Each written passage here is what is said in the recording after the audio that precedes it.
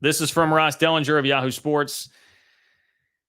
Ramogi Huma, director of the National College Players Association, has an ideal figure in mind for what college athletes deserve from their schools in a revenue sharing concept. 50%, he said. 50%. So we're starting the bidding here in the story with the director of the National College Players Association saying players deserve 50%, 50, not 1-5. They deserve 50%. He says, look at pro models. Players get about 50%. Anything less than what's fair will continue to be problematic. The numbers matter. Now, that's smart negotiating. You should be doing that. If you're the guy heading the Players Association, you should be starting at that. So I'm not running him down at all. That's a number. Like, I can imagine that number getting to the desk of an athletic director and being like, how the hell are we going to do that? I think that like they would probably fire an analyst just for the hell of it for even seeing that come across their desk as a quote from the guy running the Players Association. As college executives continue negotiations to settle the latest antitrust cases and implement a new athlete compensation model, those inside and outside the college sports industry are left with a bevy of unanswered questions, most notably about money. Under the agreement, will universities share enough with their most valuable athletes, and will they negotiate directly with them in the future? A potential cap to the new athlete revenue sharing concept, 17 to 22 million annually per school, is a fluid figure for good reason. All right, so there's the first number that's introduced here. This could be a cap in the new athlete revenue sharing model, 17 to 22 million dollars annually per school. Later on, we get the $25 million number. First, it's 17 to 22. Either way, it's a lot of money for these athletic departments to have to find a way to pay all of a sudden. But it is fluid, and the deal, ever evolving, is expected to feature a look-in provision. That would be why it is fluid, a look-in. Which, again, smart negotiating if you're on the player side of this. We know money is just going up, up, up. You guys are about to get more from the college football playoff because that deal that you signed is bigger. We're not dummies. We know that's coming in 2026. We know that your TV contracts continue to balloon, at least in the Big Ten and the SEC, and you're going to get more and more and more from that. The cap is 22%. This cap of $17 to $22 million is 22% of an average power conference school revenue stream, mostly from TV money and ticket sales. It's the average of their revenue streams, mostly coming from TV money and ticket sales. Climbing revenues from the SEC and Big Ten TV contracts could push the cap as high as $25 million over the course of any 10-year settlement agreement, some believe. So that's where your $25 million number comes into play. So just stop and think about that. Like Big 12 schools right now. There's a potential. I've heard word of a potential like shortfall in Big 12 athletic departments because of some issue league wide of like $5 to $7 million. And I know that is being treated like a pretty damn big deal. I mean, you take that by 3, that times 3. How are Big 12 and ACC athletic departments going to be able to handle that and foot the bill for that? That seems like a very tall ask, a very tough putt for schools like that to figure it out. So the question then will become, and you're not going to be required to pay all of that. You don't have to. So if Big 12 schools are only paying a portion of that, how much is that going to hurt you? This is where we start to talk about like how this can separate who's doing it big and who's not in the college athletics world. And you worry about the recruiting implications because we know exactly how that works. If you can't pursue the talent because you've got less money and these schools have so much more money because of their TV contracts, like just inevitably going to be really hard. And if we've still got unlimited transfers for everybody, going to be hard to keep those kids around if you're not paying them enough and you're not paying them as much as your Big Ten or SEC school. This is how, people thought it would be with coaches that Northwestern could go hire Chris Kleiman or Lance Leipold. Stupid. I will continue to reiterate that stupid theory from people. But if they can literally pay the players directly more, now you're talking about like they could have a real legit advantage here. Dellinger says the figures ruffle those in the world of athlete advocacy and unionization who believe schools and conferences should be directly bargaining with current players, specifically those in revenue generating sports of football and men's basketball. The next 12 to 18 months of college athletics stands to be its most transformative in history, a consequential and long expected step toward professionalism for the power schools.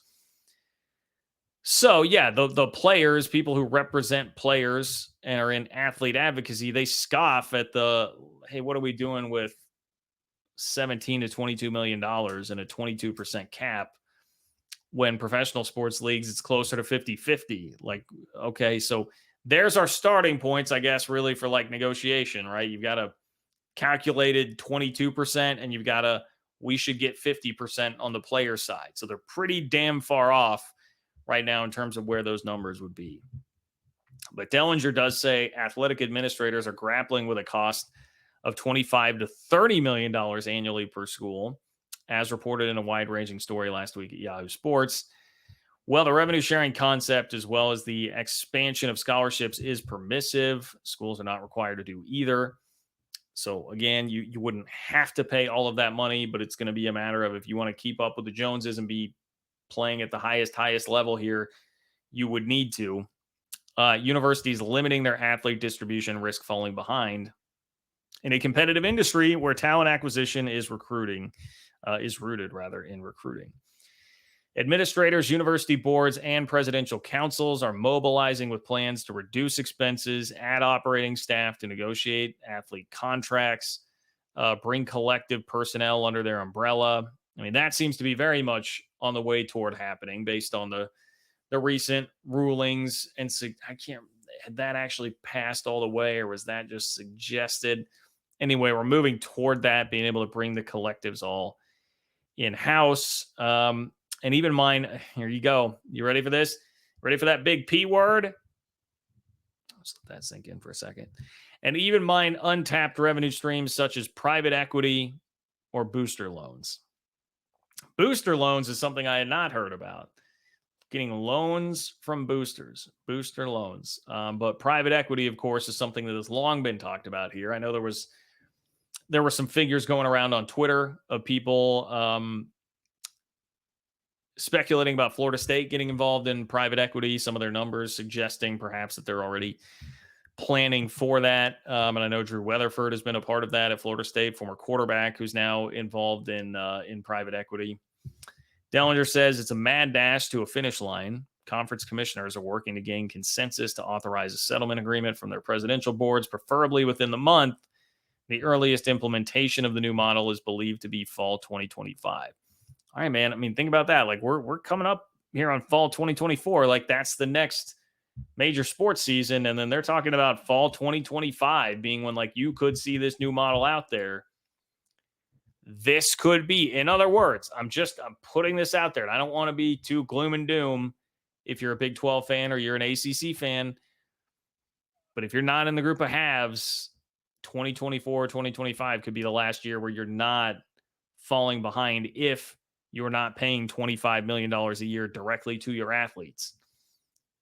In other words, this could be the last, like at least sort of relatively kind of normal season. I know it's really not because of all the conference realignment and what's happening. But this could be the last go at not being crazy far behind if you can't find an extra $25 million a year as an athletic department. It's possible. And that is, to me, a very sobering thought as somebody who is obviously a Big 12 fan.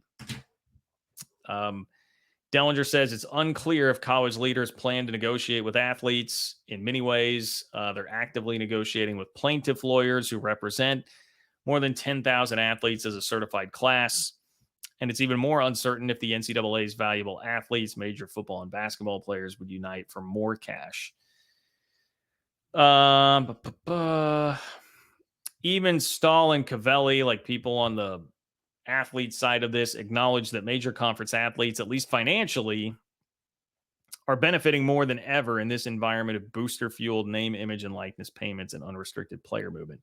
Quote, they have not united as a group, Cavalli said. To unite as a group takes some initiative and action. You need passion, and that has to come from a place of pain. college athletes aren't feeling pain right now. They are free agents every year. They can get 600 grand for playing defensive back by moving from one school to another and getting an apartment and a car. And that is exactly it. That was an interesting piece of this to me. Like, you need athletes right now that potentially here to band together, and like, why are they going to want what if you're the DB that's getting 600 grand to go play in the SEC? Why are you going to want anything to change? Like, dog, keep the status quo. Like, this is great. I can transfer whenever I want. I hold the cards. I've got the power, and there's no cap on what somebody can pay me. Okay. You can pay me whatever it is you want. You can get in a bidding war. Just last week, I know this because K-State was one of the schools in on this, but Cliff Amori, who was a big man, highly sought after big man in the portal, he wound up choosing Alabama. North Carolina got involved late in the process. Joe Tipton tweeted out, someone offered this kid $2 million late in the process. It was North Carolina. North Carolina decided to offer $2 million there to a kid.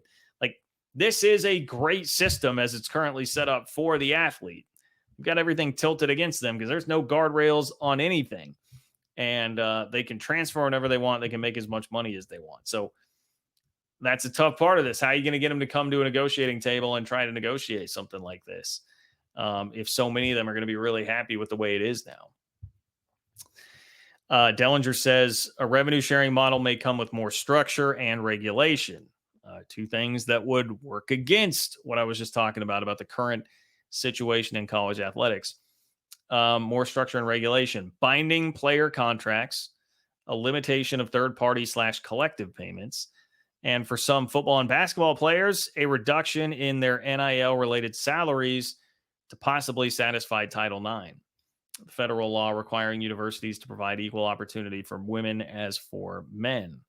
So if you're going to take that money, the $22 million, and break it up among all your athletes, theoretically, their Title IX could force you to pay the female athletes as much as the male athletes.